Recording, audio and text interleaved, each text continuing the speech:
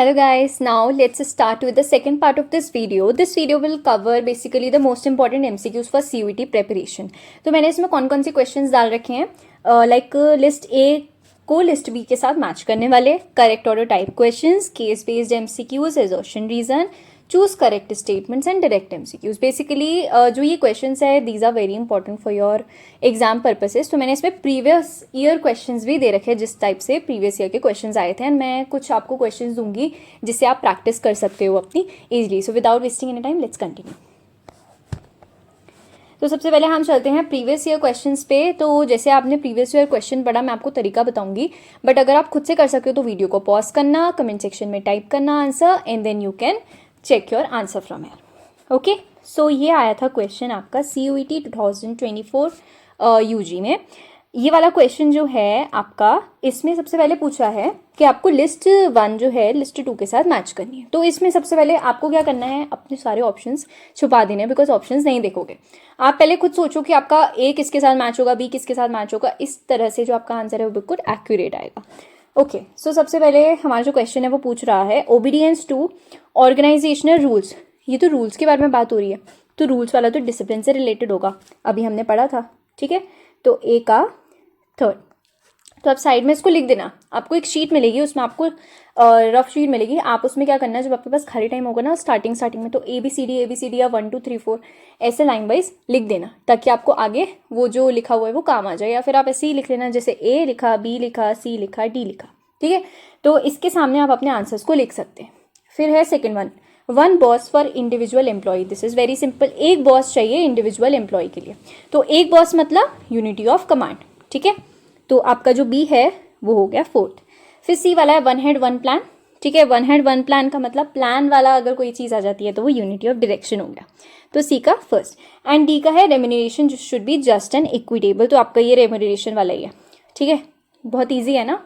कुछ कुछ question easy भी होते हैं. ठीक है, इतने टफ नहीं होते हैं. अब मेरी एक बात सुनो, जैसे अगर आपको फॉर एग्जाम्पल कोई क्वेश्चन है, आपको पता है कि ऑर्गेनाइजेशनल रूल्स का मुझे 100% मैं श्योर हूँ कि डिसिप्लिन ही है, तो आप ऑप्शंस में देखो कि A का थर्ड किस में है. देखो फर्स्ट में भी नहीं है, सेकंड में भी नहीं है, थर्ड में भी नहीं है, फोर्थ में है. तो मेरा आंसर क्या आएगा, फोर्थ आएगा. एलिमिनेशन से फटाफट से MCQs कर देना, बिकॉज टाइम की कमी होती है. ठीक है, और बाकी अगर मैं ये चेक भी करूँ तो जैसे A का थर्ड, B का फोर्थ, C का फर्स्ट एंड D का सेकेंड, ये वाला तो मेरा सही है. Next question is match list A list 1 with list 2. Same है, मैच वाले हैं, मोस्टली मैच वाले ही आएंगे आपके. ठीक है, employees turnover should be minimised. जो टर्नओवर है एम्प्लॉयज का, दैट मीन्स कि एम्प्लॉयज का जो टर्नओवर है वो नहीं होना चाहिए, मिनिमाइज होना चाहिए. तो स्टेबिलिटी होनी चाहिए एम्प्लॉयज की. तो पहला वाला आप मैच कर दो A का फर्स्ट. अब A का फर्स्ट देखो, इसमें जैसे इसमें 3 ऑप्शंस में A का फर्स्ट है, तो फोर्थ वाला आप एलिमिनेट कर दो, कट कर दो. Emphasises kindness and justice. Kindness and justice for example मेरे को नहीं पता, फॉर एग्जाम्पल. ठीक है, तो मैं क्या करूँगी, इसको अभी छोड़ देती हूँ. ठीक है, फिर C का देखती हूँ चेन ऑफ अथॉरिटी. ये तो स्केलर चेन है, ये तो नाम से ही पता लग रहा है, तो मैं C का लिख दे रही हूँ 4. ठीक है, अब मैं देखती हूँ कि C का 4 कहाँ पे है. ठीक है, C का 4 ना 1 में है ना 2 में है, तो 3 में है. तो मेरा आंसर ऑब्वियसली आ गया, A का फर्स्ट, B का सेकेंड, C का फोर्थ एंड D का थर्ड. तो मैं इसको 3 मार्क करके आ जाऊंगी. अच्छा, एक और इंपॉर्टेंट चीज़ जो बच्चे गलती करते हैं, वो क्या करते हैं, आंसर आपने सही निकाला, वहाँ पे मार्क गलत करके आ गए. तो बताओ, आपके सारे मार्क्स तो कट जाएंगे ना, नेगेटिव मार्किंग भी तो है. तो आपको बहुत ध्यान से आप जिस आंसर में कर रहे हो, ये मत सोचो कि मैं लास्ट में चेक कर लूँगी. ठीक है, मैंने रिसेंटली अपना CUET PG एग्जाम दिया था, एंड मैंने उसमें देखा कि टाइम की काफ़ी ज़्यादा कमी थी. ठीक है, मेरे 2 क्वेश्चन एक्चुअली लास्ट के रह गए थे, कि मुझे आते थे बेसिकली वो ना वैसे वाले क्वेश्चन थे जो सॉल्व करने वाले थे, तो मेरे को टाइम नहीं मिला उतना कि मैं उनको अच्छे से कर सकूँ, बट मुझे आते थे. ठीक है, तो इस वजह से टाइम, आप ये मत सोचना कि मैं लास्ट में चेक कर लूँगी सारे क्वेश्चन. ठीक है, तो इस वजह से दोबारा करते जाना. ठीक है, आपने आंसर मार्क किया, आंसर पता चला, आंसर मार्क किया, चेक कर लो कि अच्छा सही किया नहीं किया, देन नेक्स्ट क्वेश्चन में मूव करो. ठीक है, उसके बाद है CUET 2024 का ये क्वेश्चन है. ये है आपका राइट टू कमांड. ठीक है, then obligation to perform a task, accountability and basis of management hierarchy. तो बेसिकली अगर मैं बोलूँ कि किसी को मैंने दे रखी है राइट टू कमांड, मतलब मैंने उसको पावर दे रखी है. ठीक है, उसको अथॉरिटी दे रखी है, तो ये हो जाएगा आपका राइट टू कमांड का authority. Obligation to perform a task, मेरे को ऑब्लिगेशन है कि मुझे ये टास्क परफॉर्म करना है, मैंने ये कवर किया था वीडियो में, तो ये हो जाएगा आपका रिस्पॉन्सिबिलिटी. तो A का थर्ड बी का फोर्थ, अब देख लो इसमें ए का थर्ड, बी का फोर्थ किस में, फोर्थ ऑप्शन में आपका टिक हो गया answer. Okay, so now move on to the next one. This is the question of CUET 2022 and it is basically a good question, हाँ गुड लेवल क्वेश्चन। सबसे पहले है people and material be in a suitable places as at appropriate time for maximum efficiency. Suitable places पे होना चाहिए आपका order, ठीक है। तो आपने क्या कर दिया, ए का सेकंड कर दिया। अब देखो ए का सेकंड किस में नहीं है, उसको कट कर दो, मतलब डी तो आपका एलिमिनेट हो गया।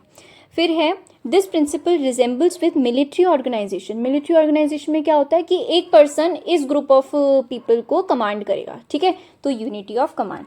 तो आपका बी हो जाना चाहिए फोर्थ, ठीक है। अब देखते हैं कौन से क्वेश्चन में बी का फोर्थ हो जा रहा है, तो आपका सी वाला मार्क हो गया। तो ए वाला नहीं है, बी वाला नहीं है, बट फिर भी एक बार चेक कर लेना बाकी ऑप्शन सही हो या नहीं। सी का है it will minimise the need for using penalties. तो अगर आपका फॉर एग्जाम्पल टीम एफर्ट होगा एस्पिरिट डी कॉब्स है, ठीक है, तो उस हिसाब से आपका it will minimise the need for using penalties. तो ये सी का फर्स्ट है। देन डी है employ should be given reasonable time to show result. तो एम्प्लॉयज़ को रीजनेबल टाइम देना चाहिए रिजल्ट्स को शो करने के लिए। दैट मीन्स ये नहीं कि अगर वो रिजल्ट नहीं शो कर रहा है तो उसको किसी और जॉब में डाल दो या किसी और जगह डाल दो, नहीं, उसको भाई टाइम दो थोड़ा सा। दैट मीन्स जो उसका टेन्योर है उसको स्टेबल रखो, तो it will be stability of tenure. तो डी का हो जाएगा थर्ड। अगर आपको एलिमिनेशन मेथड ठीक नहीं लगता कि अगर ये वाला ऑप्शन गलत है, तो आप क्या करना, ABCD तो यहाँ पे लिखना ही और सबके आंसर्स आगे लिखते जाना, देन मैच करना कि आपका कौन सा आंसर सही है। Okay, now there are some of the extra questions, I am going to give you some time for doing it. मतलब आप पॉज करना, आंसर करना, कमेंट सेक्शन में लिखना, उसके बाद you can check your answer. Okay, so now matching the principle with its correct example, ठीक है। Column A, column B, unit of command है, फॉलोइंग रूल्स एंड पेनल्टीज। तो मैं क्या करती हूँ, मैं यहाँ लिखती हूँ A, B, C and D, ठीक है। यूनिटी ऑफ कमांड का बेसिकली क्या होता है कि एक बॉस होगा, तो मैं देखती हूँ इसमें से कौन सा ऑप्शन है एक बॉस वाला, तो थर्ड। ओके, उसके बाद है रेम्यूनरेशन, मतलब सैलरी और रिवॉर्ड्स फेयर देना, तो जो बी है उसका हो जाएगा आपका सेकेंड वाला। सॉरी, क्या बन रहा है ये, बी का सेकेंड, ठीक है। उसके बाद है सी, डिसिप्लिन। डिसिप्लिन में क्या आएगा, बेसिकली दो ही ऑप्शंस बचे हमारे पास, following the rules and punctuality, तो सी का हो जाएगा आपका फर्स्ट। एंड डी का इक्विटी, मतलब equal and fair treatment to all the staffs, तो डी का हो जाएगा आपका 4, ठीक है। तो इसमें से ऑप्शंस मैच करना, ए का थर्ड किस में, एलिमिनेशन से करोगे तो बहुत आसान लगेगा, ठीक है। इसका आपका सी जो है पार्ट वो सही है। उसके बाद आते हैं सेकंड क्वेश्चन में, match the principle with the benefit it offer. तो basically order, scalar chain, division of work, stability of tenure, इसके बारे में। तो बेसिकली ऑर्डर का क्या था, right person and in the right job. Scalar chain का क्या था कि कम्युनिकेशन का जो फ्लो है एक प्रॉपर तरीके से होना चाहिए, तो आपका बी सेकेंड हो गया। डिवीजन ऑफ वर्क का क्या है कि अगर आप डिवीजन ऑफ वर्क करते हो, that is the principle of specialisation, मैंने बताया था ना, तो उसको स्पेशलाइजेशन से कर दो। अब देख लो कि कहाँ पे 1 2 3 एंड डी का फोर्थ ही हो जाएगा, तो आपका ए ऑप्शन इज करेक्ट। ये सामने सामने थे, कोई बात नहीं, ऐसा कभी कभी कर देता है CBT। Now correct order type question, देखो ऐसे क्वेश्चंस भी आ जाते हैं आपके उसमें, ठीक है। तो सबसे पहले आप इसको सॉल्व करोगे, कमेंट सेक्शन में आंसर लिख के दो, then I will tell you the answer. Arrange the following functions of management in the correct order as per Fayol. तो फ्योल के अकॉर्डिंग ये जो फंक्शंस ऑफ मैनेजमेंट है वो करेक्ट ऑर्डर में बताओ। मैंने आपको एक चीज़ बताई थी, क्या बताई थी, POSDC। तो सबसे पहले आपका थर्ड वाला होगा, third, I guess, I am sorry, सबसे पहले थर्ड वाला आ रहा है, तो आप एलिमिनेशन से कर दो ना इजीली इसको, कि थर्ड वाला सबसे पहले है, तो ए आंसर। तो आपको देखो जिन क्वेश्चन में टाइम लगेगा उसमें आप ज़्यादा टाइम दे दो। अगर ये वाले क्वेश्चंस आपसे जल्दी जल्दी सॉल्व हो जा रहे हो तो उसको जल्दी कर लो, है ना, एक बार चेक कर लो बस। प्लानिंग हो गया, फिर फोर्थ ऑर्गेनाइजिंग हो गया, फिर स्टाफिंग इसमें है नहीं, फिर डी है, फिर सी है, ठीक है। तो ऑप्शन ए इज करेक्ट है। Now question number 4। Okay, arrange the principles in the order of importance for maintaining discipline. तो डिसिप्लिन को मेंटेन करने के लिए जो आपका इसका करेक्ट ऑर्डर होगा आपको वो बताना है, ठीक है। तो जैसे डिसिप्लिन के लिए सबसे पहला क्या होगा, इंपॉर्टेंस सबसे ज़्यादा किस प्रिंसिपल की होगी, आपकी डिसिप्लिन वाले प्रिंसिपल की होगी, दैट मीन्स थर्ड, ठीक है। उसके बाद होगा देखो आपके दो ऑप्शंस ऐसे हैं जिसमें थर्ड आपका फर्स्ट नंबर पे है, बी एंड डी। देन है आपका unity of command, authority, responsibility या फिर इक्विटी, ठीक है। तो सबसे पहले आप देखोगे अथॉरिटी एंड रिस्पॉन्सिबिलिटी अगर आपकी होगी ठीक है, तो अच्छे से डिसिप्लिन बना रहेगा। तो उसके बाद क्या आएगा, 3 के बाद सेकंड आएगा, उसके बाद आएगा unity of command first, and last में आएगा आपका इक्विटी। बिकॉज इक्विटी का थोड़ा सा इतना ज़्यादा ज़रूरी नहीं है डिसिप्लिन। इक्विटी में तो आपको बेसिकली यही बताया गया है ना कि फेयर ट्रीटमेंट दो, जस्टिस करो एम्प्लॉयज़ के साथ, ठीक है। तो ऐसे करके ये वाले क्वेश्चन हैं। तो 3 2 1 4 आपका डी जो है वो इसका आंसर हो जाएगा, ठीक है।